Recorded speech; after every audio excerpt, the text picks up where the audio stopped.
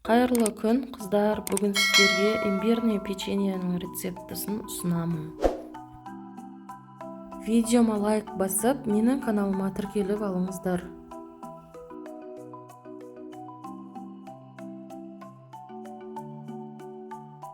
Печенье пісіруге рецепт бойынша барлық заттарымызды дайындап аламыз.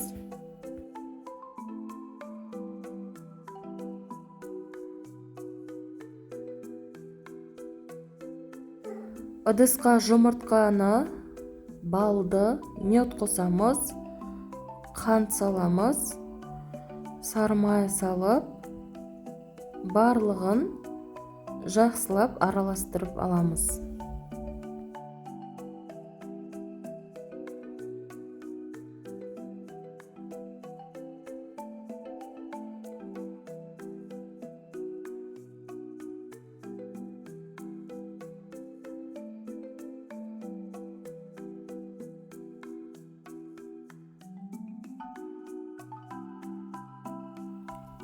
Енді ұнды саламыз.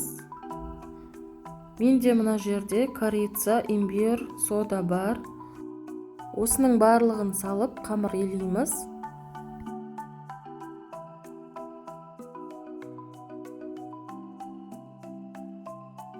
Қамыр дайын. Енді әр печеньені 30-35 грамм шамасында бөліп алып, осылай листке салып пісіріп аламыз. Жасалуы өте оңай және дәмді болып шығады. Сіздерге жасап көруге кеңес беремін.